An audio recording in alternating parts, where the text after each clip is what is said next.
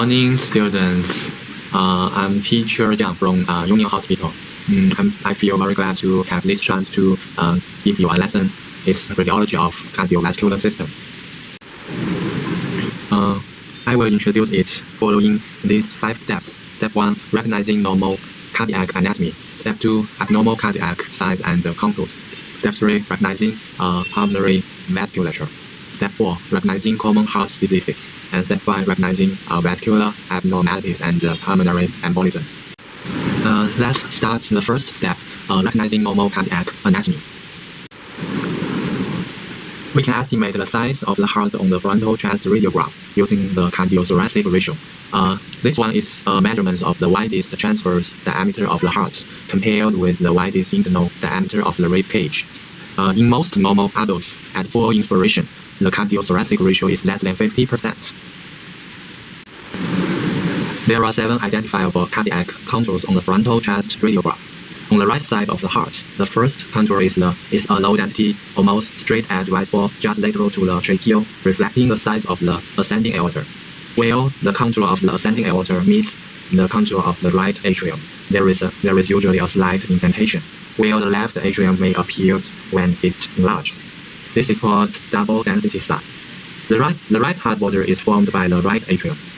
On the left, the first contour is the aortic knob, a radiographic structure formed by the aortic arch. The next contour below the aortic knob is the main pulmonary artery, before it divides into a right and left pulmonary artery. Just below main pulmonary artery segment, there is normally a slight indentation, where an enlarged left atrium may appear on the left side of the heart. The last contour of the heart on the left is formed by the left ventricle.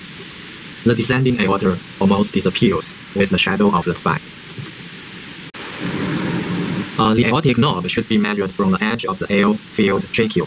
It's normally less than 35 mm and will normally push the tracheal slightly to the right. The ascending aorta should normally not project farther to the right than the right heart border. The aortic knob is normally less than 35 mm, and it will normally push the tracheal slightly to the right. Normally, the descending aorta is barely visible on the frontal radiograph of the chest. Sometimes it can swing farther away from the thoracic spine towards the patient's left. The main pulmonary artery segment is usually concave or flat. In younger females, it may normally be convex outwards. The normal left atrium does not contribute to the border of the heart on a non-related frontal chest radiograph. An enlarged left atrium fills in and straightens the normal concavity just inferior to the main pulmonary artery segment, and may sometimes be visible on the right side of the heart. The lower portion of the left heart border is made up of the left ventricle. Remember that the left ventricle is rarely a posterior ventricle, and the right ventricle is an anterior ventricle. CT scanning of the heart is done using a very fast multi-slice CT scanner, usually with intravenous iodinated contrast and ECG-gated acquisition to reduce motion effects. Cardiac CT can be used to evaluate the coronary arteries and valves and search for cardiac masses. By reconstructing multiple phases of the cardiac cycle, it's also possible to analyze wall motion and evaluate ejection fraction and myocardial perfusion. The 3 standard plans for viewing CT images of the heart are the transverse, sagittal, and coronal planes. Next, I will demonstrate the major normal CT anatomy of the heart and great vessels by the following 6 levels. That are 5 vessel level, aortic arch level, aortopulmonary window level, main pulmonary artery level, high cardiac level, and low cardiac level. And in all the scans, the patient will have received intravenous contrast to opacify the blood vessels. Any references to right or left means the patient's right or left side, not ours. We will start at the top of the chest and progress inferiorly, highlighting the major structures visible at 6 key levels. At this level, you should be able to identify the lungs, the tracheal, and the esophagus. The tracheal is black because it contains air. It's usually oval in shape and about 2 cm in diameter. The esophagus lies posterior of the tracheal. It's usually collapsed, but may sometimes contain swallowed air. Depending on the exact level of the image, several of the great vessels will be visible. The venous structures tend to be more anterior than the arterial. The brachiocephalic veins lies just posterior to the sternum. From the patient's right to the patient's left, the visible arteries may include the innominate artery, left common carotid artery, and the left subclavian arteries. At this level, you should be able to identify the aortic arch, superior vena cava. The aortic arch is an upside-down U-shaped tube. If the scan skims the very top of the arch, it will appear as a comma-shaped tubular structure, with roughly the same diameter anteriorly as posteriorly. The superior vena cava will be located to the right of the trachea. At this level, you should be able to identify the ascending and the descending aorta, superior vena cava, and the upper aspect of the left pulmonary artery. The ascending aorta appears as a rounded density anteriorly, whereas the descending aorta appears as a rounded density posteriorly and to the left of the spine. The ascending aorta usually measures less than 3.5 cm in diameter, and the descending aorta is slightly smaller at less than 3 cm. In most people, there is a space visible just underneath the aortic arch, but above the pulmonary artery, which is called the aortopulmonary window. This window is an important landmark because it's a favorite location for enlarged lymph nodes to appear. At or slightly below this level, the trachea bifurcates into the right and the left main bronchi. At this level, you should be able to identify the main right and left pulmonary arteries, the right and the left main bronchi, and the bronchus in the intermediaries. The left pulmonary artery is higher than the right one and appears as if it were a continuation of the main pulmonary artery. The right main bronchus will appear as a circular air-containing structure, which will then become tubular as the right upper lobe bronchus comes into view. The left main bronchus will appear as an air-containing circular structures on the left. At this level, you should be able to identify the left atrium, right atrium, aortic root, and the right ventricular outflow tract. The left atrium occupies the posterior and the central portion of the heart. One or more pulmonary veins may be seen to enter the left atrium. The right atrium forms the right heart border and lies immediately to the right of the left atrium. The right ventricular outflow tract lies anterior, lateral, and superior to the root of the aorta. At this level, you should be able to identify the right atrium, right ventricle, left ventricle, pericardium, and interventricular septum. The right atrium continues to form the right heart border. The right ventricle is anteriorly located, just behind the sternum. The left ventricle produces the left heart border, and normally has a thicker wall than the right ventricle. Cardiac CT also allows for the imaging and the three-dimensional reconstruction of the coronary arteries, and the measurement of the calcium of the coronary artery. The two main coronary arteries are left and the right coronary artery. The left coronary artery, short for LCA, arises from the left coronary sinus. It divides almost at once into the circumflex artery and the left anterior descending artery. The right aortic sinus gives rise to the right coronary artery, which crosses between the right atrium and the right ventricle to the inferior part of the septum. In most people, the posterior descending artery is a branch of the RCA. The PDA supplies the inferior wall of the left ventricle and the inferior part of the septum. Cardiac CT scanning is used for evaluation of the coronary arteries, the presence of the cardiac masses, abnormalities of the aorta, including aortic dissection, aortic aneurysm, and also pericardial diseases. Additionally, for patients who present with acute chest pain, it's possible to perform an ultra-fast CT scan in the emergency department. That will allow for the simultaneous evaluation of coronary artery disease, aortic dissection, and the pulmonary thromboembolic disease, the so-called triple scan. Such scans have been shown to improve the clinical decision-making and allowed for earlier discharge from the hospital. One of the benefits of MRI is that its images can be displayed in any plane. Besides the axial, sagittal, and coronal planes, there are several specific views that are typically used in cardiac MRI that allows for the best visualization of the heart. They are called the horizontal long axis, otherwise known as the four-chamber view, vertical long axis, short axis, and the three-chamber views. The anatomy of the heart in the axial, sagittal, and coronal planes is the same as that seen on CT scan.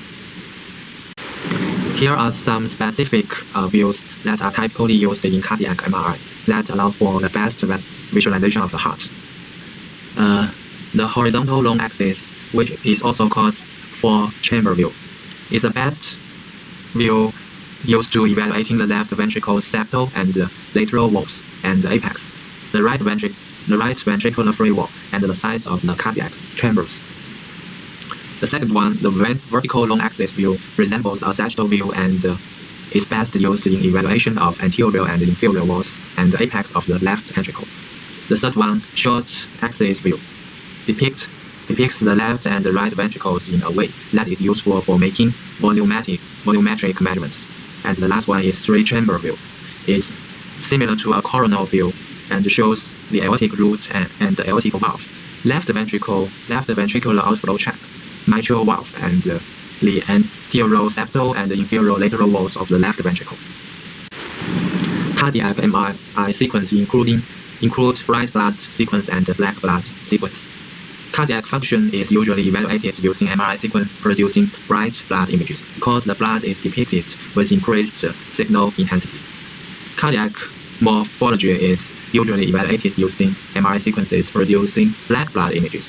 These images allows for anatomic assessment of the cardiac structures without interference from the bright blood signal. MRI can be used to obtain anatomic and functional images of the heart. Cardiac MRI can show scarring from a myocardial infarction, depict perfusion of the heart, show anatomic defects or masses, and assess the function of the valves and cardiac chambers. Let's come to step 2, recognizing abnormal cardiac size and contours. The cardiothoracic ratio is a handy way to separating most normal hearts from most abnormal hearts. In normal people, the cardiothoracic ratio is usually less than 50%. Unfortunately, it has pitfalls. Pitfall 1. The heart may appear to be enlarged, but still be a normal heart. This may be due to an extracardiac cause for the apparent cardiac enlargement, such as the patient's inability to take a deep breath because of obesity, pregnancy, ascites. Solution: look at the patient. The factors named above will surely limit a patient's ability to take a deep breath. Pitfall 2. Sometimes the heart can appear normal in size, but still be an abnormal heart. This can occur when there is obstruction to the outflow tract of the ventricle. Since at first the ventricles respond by undergoing hypertrophy, which does not produce recognizable cardiac enlargement. Solution: since not all abnormal hearts are enlarged, recognition of cardiac abnormalities in these individuals depends on an assessment of the contours of the heart. Generally speaking, evaluation of cardiac size is best made on the frontal chest radiograph to evaluate for the presence of enlargement of the cardiac contours in the lateral projection. Look at the space posterior to the heart and anterior to the spine at the level of the diaphragm. In a normal person, the cardiac contours will usually not extend posteriorly and project over the spine. As the heart enlarges, whether that enlargement is a result of the cardiomegaly or pericardial effusion, the posterior border of the heart may extend to or overlap the anterior border of the thoracic spine. This can be used as a sign of an enlargement of an enlarged heart. As mentioned above, cardiac size has pitfalls, and the identification of the abnormal cardiac contours is thereby more important. There are 7 identifiable cardiac contours on the frontal chest radiograph. They are ascending aorta, aortic knob, double density of left atrium enlargement, right atrium, main pulmonary artery segment, concavity for left atrium, and left ventricle. The first contour on the right is the ascending aorta. is a low-density, almost straight-edge wide spore just to the right of the tracheum, reflecting the size of the ascending aorta. Anatomically, this contour rarely represents the superior vena cava and brachiocephalic vessels, but for all practical purposes, it reflects the size of the more medially placed ascending aorta. The ascending aorta can be small as is in atrial septal defect, or it can be prominent as is in diseases that increase the pressure of flow in the aorta, such as aortic stenosis. The normal ascending aorta should not project farther to the right than the right heart border on a non-related frontal radiograph. The first contour on the left side of the heart is the aortic knob. The aortic knob is a radiographic but not an anatomic structure seen on the frontal chest radiograph. We can measure the size of the aortic knob. In normal individuals, the aortic knob measures less than 35 mm when measured from the lateral border of the air in the tracheum to the lateral border of the aortic knob, as shown in the figure. The knob can be more than 35 mm due to increased pressure flow or changes in the elasticity of the wall of the aorta, such as in such as in hypertension or aortic dissection. As shown in Figure A, the ascending aorta is a low-density, almost straight edge and does not project beyond the right heart border. The aortic knob is normally less than 35 mm, and the descending aorta almost disappears with the shadow of the thoracic spine. Figure B is a patient with aortic stenosis. The ascending aorta is abnormal as it projects convex outward, almost as far as the right heart border. This is a dilation due to the stenosis. The aortic knob and the descending aorta remain normal. Figure C is a patient with hypertension. Both the ascending and the descending aorta project too far to the right and left respectively. The aortic knob is enlarged.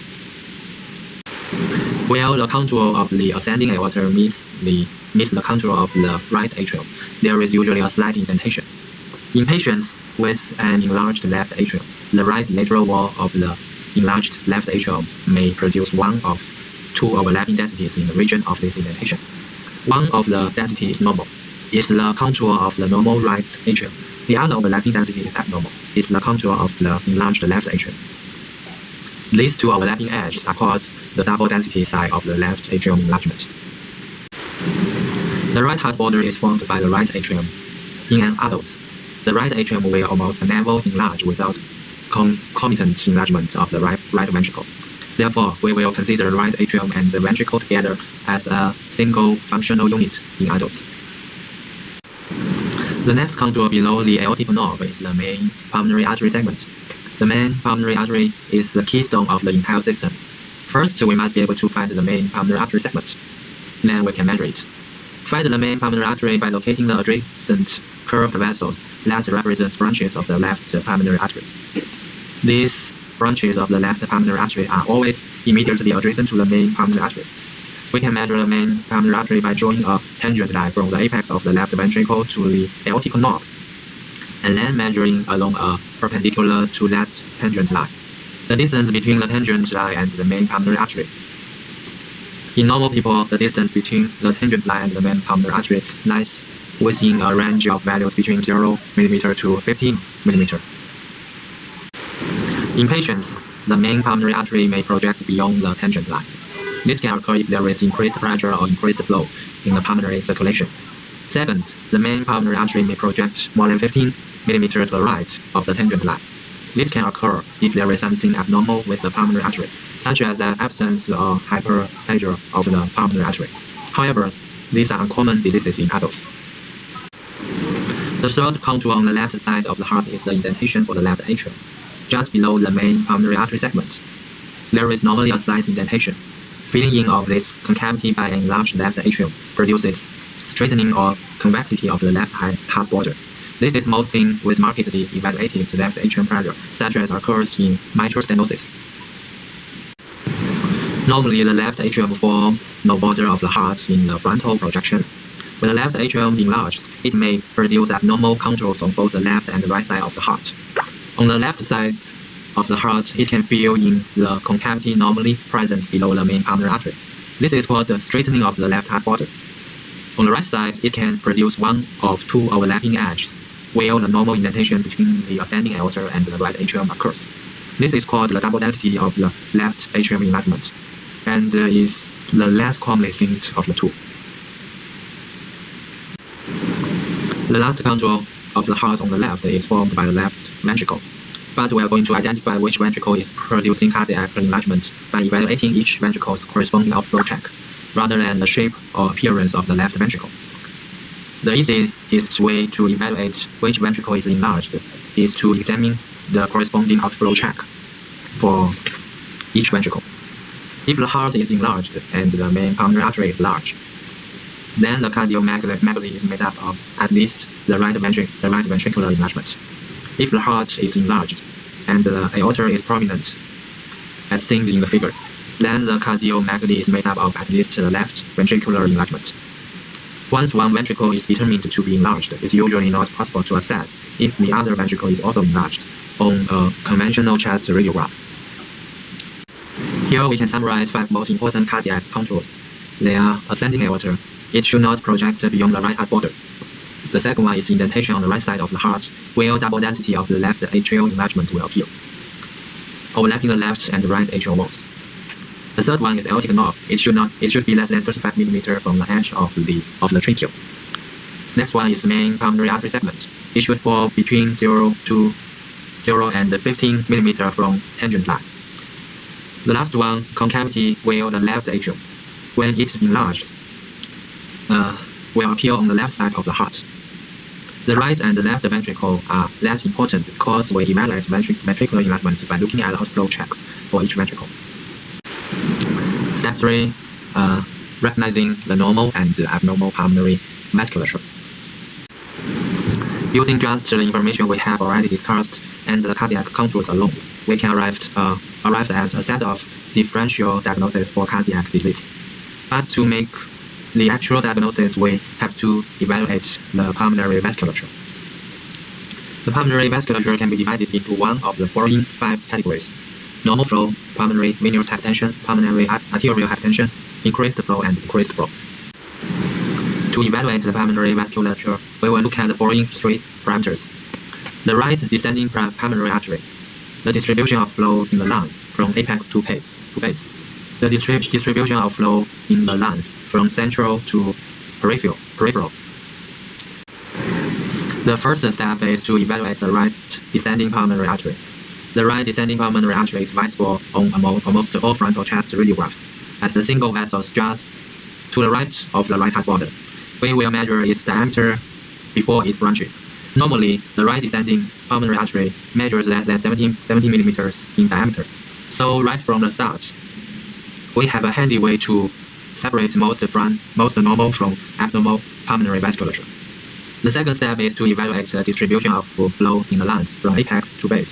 Normally, in the upright position, the blood flow to the bases is greater than the blood flow to the apex. This is due to the effect of gravity. In normal people, the size but not the number of the vessels at the base will therefore be greater than the size of the vessels at the apex.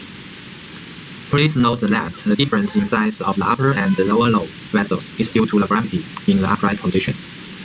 So that if a patient is lying spine when the image is exposed, the upper and the lower lobe vessels will be the same size.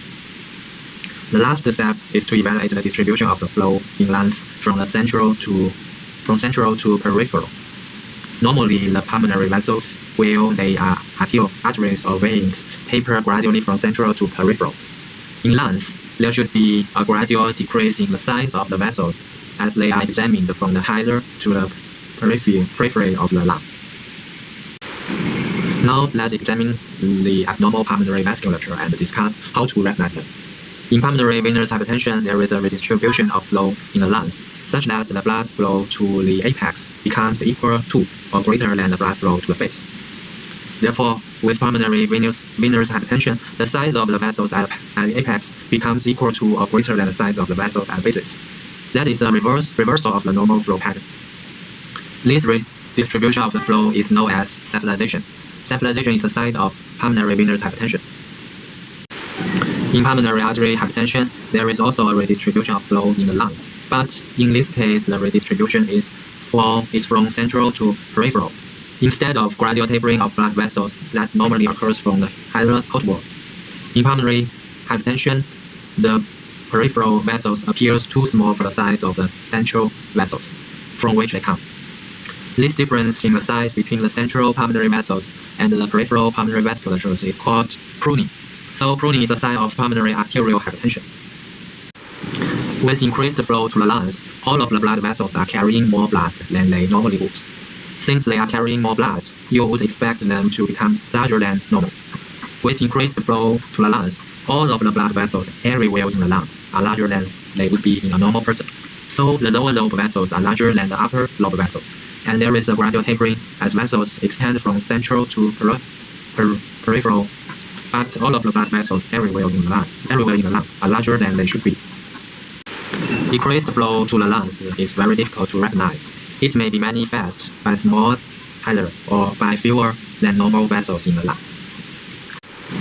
In summary, using the size of the right descending pulmonary artery and the distribution of flow in the lungs, apex to base and central to peripheral, we can divide the 4 stages of the pulmonary vasculature as shown in this table. This table summarizes the key findings related to the pulmonary vasculature. And this figure shows a side-by-side photo comparison of the 4 important types of pulmonary vasculature. Step 5. Recognizing vascular abnormalities and pulmonary embolism. There are 3 important and acute diseases that we should recognize. They are aortic aneurysms, aortic dissection, and pulmonary embolism. Aneurysms are defined as enlargements of a vessel greater than 50% of its original size. Atherosclerosis is the most common cause of the descending thoracic aortic aneurysm. The majority of the patients with aortic aneurysms are also hypertensive. As measured on CT or MRI scan, the ascending aorta is normally less than 3.5 cm in diameter, and the descending aorta is less than 3 cm. An aneurysm of the thoracic aorta is usually defined as a persistent enlargement of more than 4 cm. In general, aneurysms of 5 to 6 cm are at risk to rupture and will require surgical intervention. Contrast-enhanced CT is the modality most often used to diagnose a thoracic aortic aneurysm.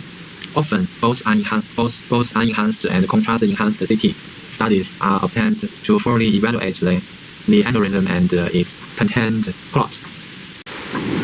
Here are another 2 patients with aortic aneurysm. We can see in the figure the enlargement of the ascending aorta and the descending aorta. Aortic aneurysm containing a thrombus. A focal circular aneurysm of the descending aorta shows calcification of its wall. The aneurysm contains a large thrombus with focal ulceration, as shown in the figure. Aortic dissection usually results from a tear that allows blood to dissect in the wall for varying lengths of the aorta. Aortic dissection can be divided using Epakis or Sanford's classification. Type 1 dissection usually involves the entire aorta, both ascending and descending aorta, and this type is most common. Type 2 dissections involve the ascending aorta only, and together with Type 1 correspond to Sanford Type A. Type 3 dissections involves the descending aorta only and are related to hypertension or trauma. This type is equivalent to Sanford Type B. Aortic dissections most often originate in the ascending aorta, or they may involve only the descending aorta. In general, Type A dissections are treated surgically, whereas Type B dissections are treated medically.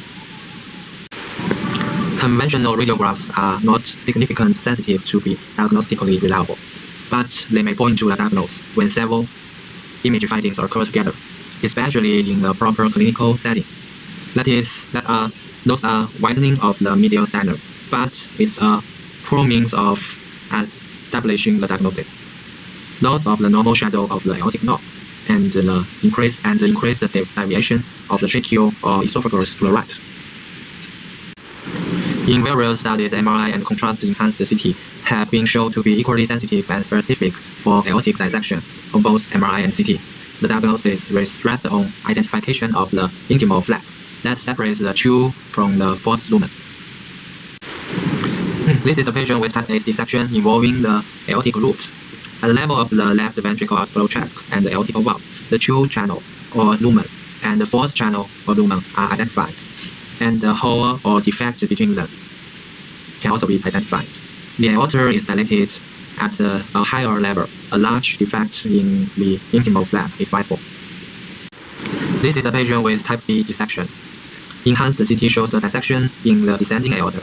The false channel is large, located posterior-laterally, less opacified, and lined by a thrombus. The true channel is more compressed. The ascending aorta is normal in appearance. Figure B is a sagittal reconstruction, which shows the large false channel originating distal to the left subclavian artery. The true channel is small and more densely opacified. Pulmonary embolism is the blockage of an artery in the lung by a substance that has moved from elsewhere in the body through the bloodstream. A filling defect visible within a pulmonary artery is usually diagnostic of pulmonary embolism. Let's go back to step 4, recognizing common heart diseases. There are common heart diseases that we should recognize. They are congestive heart failure and pulmonary edema, hypertensive cardiovascular disease, mitral stenosis, pulmonary arterial hypertension, cardiomyopathy, coronary artery disease. Coronary artery disease is the leading cause of death worldwide. The coronary artery lumen becomes narrowed by varying amounts of antheromatous plaque. Calcium is deposited in the muscular layer of the artery's wall. The plaque produces enough stenosis to lead to ischemia and possibly infection of the cardiac muscle. Another common reason that narrow the coronary artery lumen is myocardial breach, as shown in the figure. We can see the left descending artery was buried under the myocardium, and the lumen was narrowed. Coronary angiography remains the gold standard for detecting coronary artery stenosis, but CT can also help to evaluate the stenosis degrees of the coronary artery, as shown in this table. They can be divided into 7 levels, level 0 to level 6, 0 degree. When degree is 4 or more, the patient may need stent implantation or surgery. Hypertensive cardiovascular disease. Chronic evaluation of systemic blood pressure leads to left ventricular hypertrophy in about 20% of patients. Heart failure, coronary artery disease are common complications of hypertension. Hypertension can lead to left ventricular hypertrophy. Left ventricular hypertrophy occurs at the expense of the lumen, the wall becoming thicker while the lumen becomes smaller. Therefore, the heart is usually normal or slightly increased in size early in the disease. It's not until the muscle begins to decompensate that the heart increases dramatically in size. The aorta, under increased systemic pressure, become more prominent in both its ascending and descending aorta. Prolonged systemic hypertension may eventually lead to congestive heart failure. The incidence of congestive heart failure has grown rapidly over the last 2 decades, so that congestive heart failure is currently the most common diagnosis in hospitalized patients over the age of 65. The 2 most common causes of CHF are coronary artery disease and hypertension. Typically, congestive heart failure presents with 1 or 2 radiograph patterns, that are pulmonary interstitial edema or pulmonary alveolar edema. There are 4 key radiograph signs of pulmonary interstitial edema: thickening of the interlobular septal, peribronchial coughing, fluid in the features, and pleural effusions. Thickening of the interlobular septal, which is also called the Glaby line. The interlobular septa are not detectable on a normal chest radiograph, but it can become visible if they accumulate excessive fluid, usually at a pulmonary venous capillary wedge pressure of about 50 mm Hg. The thickened septa are called Receptor Lines or Glaby lines. Recognizing Glaby lines. Clay B-lines actually do exist. They are visible on a frontal radiograph, usually at the lung basis, at or near the costal phrenic angles. They are very short, about 1 to 2 centimeters long, very thin, about 1 millimeter, and horizontal in orientation, which means they are perpendicular to the pleural surface. They usually extend to the pleural surface. After repeated episodes of pulmonary interstitial edema, the receptor lines may fibrose and therefore remain clear, even after all other signs of pulmonary interstitial edema. These are called chronic clay B lines, and they may be present even if the patient is not clinical in congestive failure. Clay A line appears when connective tissue around the bronchoscopal sheath in the lung dispense the waste fluid. Clay A lines extend from the header for several centimeters but do not reach the periphery of the lung as clay B lines do. Fluid in the fissures. The major and minor fissures may be visible normally, but are almost never thicker than a line you can draw with the point of a sharpened pencil. Fluid can collect between the two layers of visceral pleura and that forms the fissures, or in the subpleural space. Between the visceral pleura and the lung parenchyma, this fluid dispenses the fissure and makes it thicker, more irregular in contour, and therefore more visible than normal. Pleural effusion. As a result of either increased production or decreased absorption of pleural fluid, fluid in excess of more than 2 to 5 millimeter can collect in the pleural space, typically at a pulmonary capillary wedge pressure of about 20 millimeter Hg. Pleural effusions accompany congestive heart failure are usually bilateral but can be asymmetric. When unilateral, they are almost always right-sided. At times, pleural fluid accumulates in the forms of a laminar effusion, in which the fluid assumes a thin band-like density almost the lateral chest wall, beginning near the costal phrenic circles. The key findings of the pulmonary interstitial edema are summarized here. Thickening of the interlocular septal clay B lines and the fluid in the central connective tissues of the lungs, which is clay A lines. Peribronchial cupping, fluid-thickened bronchial walls appears as numerous small ring-like shadows. The third one is fluid in the fissures, opacification and thickening of the interlobar fissures. The last one is pleural effusion, usually bilateral but when unilateral, usually right-sided. Pulmonary alveolar edema. Pulmonary alveolar edema when the pulmonary venous pressure is sufficiently elevated, about 25 millimeter Hg. Fluid spill out of the interstitial tissues of the lung into the air spaces. This results in pulmonary alveolar edema. The radiograph findings of pulmonary alveolar edemas are fluffy, indistinct, patching air space densities that are usually centrally located. The outer third of the lung is frequently spared and the low lung zones are more affected than the upper. This is called the batwing, angling, or butterfly configuration of pulmonary edema. Pleural effusions and fluid in the fissures are commonly found in pulmonary alveolar edema on a cardiogenic basis. Pulmonary edema generally is both abrupt in onset and quick to clear, typically in a matter of a few hours to a few days. Resolution frequently begins peripherally and moves centrally. Radiologic resolution may lag behind clinical improvement, especially if the patient has large pleural effusions. That's all for this class.